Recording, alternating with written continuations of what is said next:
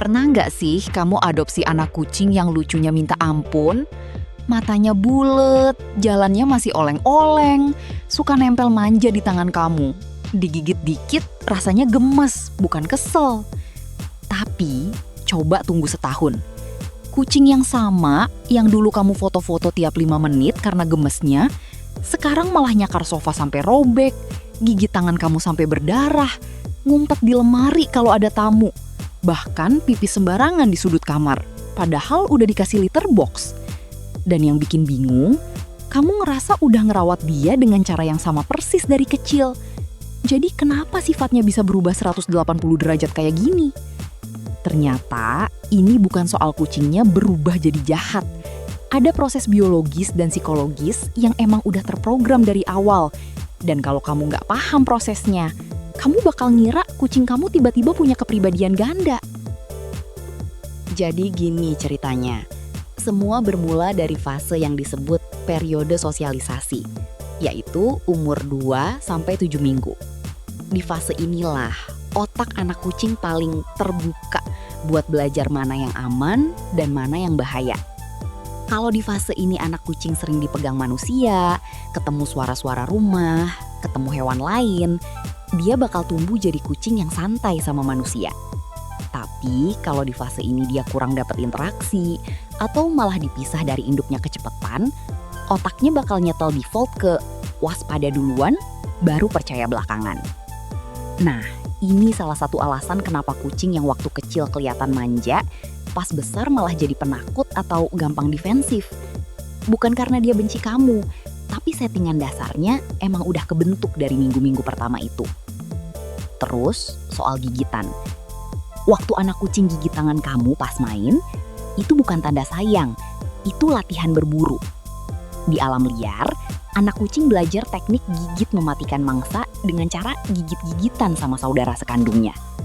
Nah, kalau kamu kasih tangan kosong buat mainan gigit-gigitan waktu dia kecil, otaknya nyimpen informasi bahwa tangan manusia itu mainan yang boleh digigit. Makanya pas dia udah gede dan gigitannya udah setara sama gigitan yang bisa berburu tikus beneran, kamu baru sadar, loh kok sekarang sakit banget? Padahal itu sifat yang sama dari dulu, cuma kekuatannya aja yang naik seiring pertumbuhan rahang dan otot. Terus ada juga soal cakar-mencakar furniture. Ini kelihatannya kayak kucing lagi nakal, padahal itu perilaku insting buat dua hal. Nge-sharpen kuku biar lapisan luar yang tua kelupas, sama nandain wilayah lewat kelenjar aroma di telapak kaki. Waktu anak kucing masih kecil, cakarannya lemah, jadi kamu nggak ngeh ada kerusakan. Tapi begitu ototnya udah kuat, sofa kesayangan kamu jadi korban. Nah, yang paling bikin kaget banyak pemilik kucing itu soal pubertas. Kucing memasuki masa pubertas sekitar umur 5-9 bulan, tergantung ras dan jenis kelamin. Di masa ini, hormon testosteron atau estrogen mulai naik drastis. Kucing jantan yang belum steril bisa mulai spraying alias nyemprot urin buat nandain teritori, biasanya di tembok atau sudut ruangan. Dan baunya jauh lebih menyengat dibanding pipis normal karena mengandung feromon penanda. Kucing betina yang belum steril bisa masuk masa birahi, ditandai sama suara ngeong yang keras dan berulang, badan yang menggeliat-geliat, sampai jadi lebih agresif kalau didekati. Jadi bayangin, kucing yang dulu adem ayem waktu masih bayi, begitu masuk pubertas, sistem hormonnya kayak remaja SMP yang baru pubertas juga. Emosinya naik turun, insting teritorialnya nyala, dan itu semua normal secara biologis, bukan kucingnya jadi jahat. Terus, satu hal lagi yang sering dilewatkan, genetik dan pengalaman trauma dini. Riset di bidang perilaku hewan nunjukin kalau temperamen kucing itu sebagian diturunkan dari sifat sang induk, terutama sang ayah. Meskipun si anak nggak pernah ketemu ayahnya.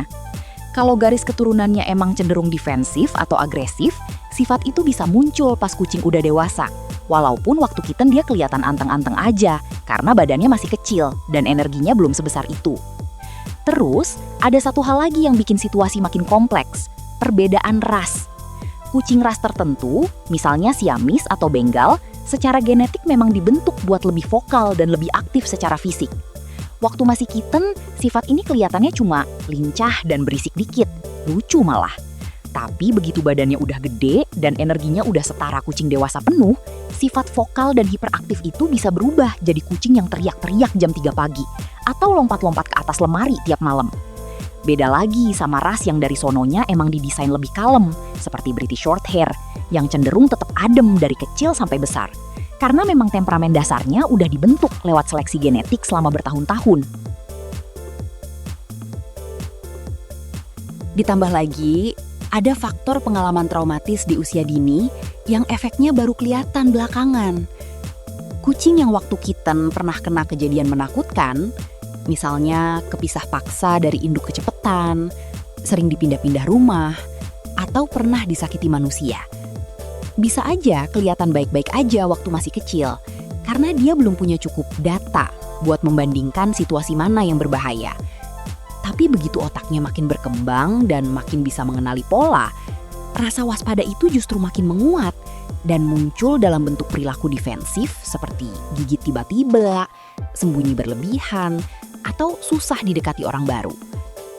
Oleh karena itu, penting banget dipahami bahwa sifat galak yang muncul pas kucing udah besar itu bukan tiba-tiba nongol dari nol. Itu kombinasi dari fondasi sosialisasi di minggu-minggu pertama, insting berburu dan teritorial yang emang udah terprogram sejak lahir, lonjakan hormon pas pubertas, karakter genetik dari rasnya masing-masing, dan sedikit bumbu pengalaman hidup di bulan-bulan pertama. Namun, kabar baiknya, ini bukan berarti kamu gak bisa ngapa-ngapain. Karena begitu kamu paham akar masalahnya, kamu bisa mulai intervensi dari awal. Kasih mainan khusus buat salurin insting berburu, supaya gak larinya ke tangan kamu. Sediain stretching pose biar cakarannya nggak ke sofa. Dan yang paling krusial, steril di umur yang tepat buat nurunin drastis perilaku spraying dan agresivitas terkait hormon. Tapi ini yang bikin makin menarik. Ternyata ada satu perubahan sifat lagi yang jarang dibahas. Dan ini justru kebalikannya. Dari yang tadinya kelihatan biasa aja waktu kecil, malah jadi manja luar biasa pas udah dewasa. Dan ternyata pemicunya bukan soal hormon atau insting berburu sama sekali. Ini soal sesuatu yang jauh lebih sederhana, yang berhubungan langsung sama cara kamu berinteraksi sama kucing kamu setiap hari, tanpa kamu sadari. Jadi, ini soal fase neoteny, yaitu kondisi ketika sifat-sifat khas anak kucing tetap terbawa sampai dewasa. Contoh paling gampang itu suara meong. Di alam liar, kucing dewasa jarang meong ke sesama kucing dewasa lain. Meong itu bahasa khusus anak kucing ke induknya, buat minta perhatian atau makan.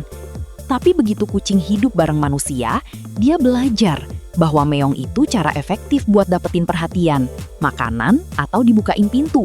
Dan manusia responnya bagus terhadap suara itu. Jadi, kucing yang hidup lama sama manusia justru mempertahankan perilaku anak kecil itu sampai tua.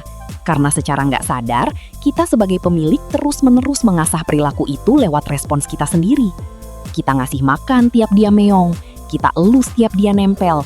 Jadi otaknya belajar bahwa jadi kitten selamanya itu strategi bertahan hidup yang paling untung. Makanya, ada kucing yang di umur 8 tahun pun masih suka nyusu ke selimut, masih suka nempel manja kayak anak kecil. Padahal secara fisik dia udah dewasa penuh. Ini bukan soal dia nggak pernah tumbuh dewasa secara mental, tapi karena manusia di sekitarnya secara konsisten reward perilaku kekanak-kanakan itu. Menariknya, fenomena ini cuma terjadi ke kucing yang hidup bareng manusia. Kucing liar yang nggak pernah kontak sama manusia, nggak pernah nunjukin perilaku ngeong berlebihan kayak gini ke sesama kucing. Karena emang nggak ada gunanya. Sesama kucing dewasa saling paham lewat bahasa tubuh dan bau, bukan lewat suara. Jadi bisa dibilang, semakin manja kucing kamu waktu udah dewasa, itu sebenarnya sinyal bahwa dia ngerasa hubungan kamu berdua udah kayak hubungan induk anak yang aman. Bukan cuma sekedar hubungan pemilik dan peliharaan biasa. Jadi, kesimpulannya, sifat kucing pas besar itu sebenarnya hasil dari 3 hal yang jalan bareng. Insting alami yang emang udah terprogram sejak lahir, lonjakan hormon pas masa pubertas, dan yang paling menentukan, respons manusia terhadap perilakunya sehari-hari. Kucing yang amit-amit pas besar bukan berarti dia kucing yang buruk. itu cuma insting yang gak tersalurkan dengan benar. Dan kucing yang tetap manja kayak bayi sampai tua, itu justru bukti bahwa dia ngerasa hidupnya di rumah kamu itu aman dan nyaman, sampai gak perlu dewasa secara perilaku.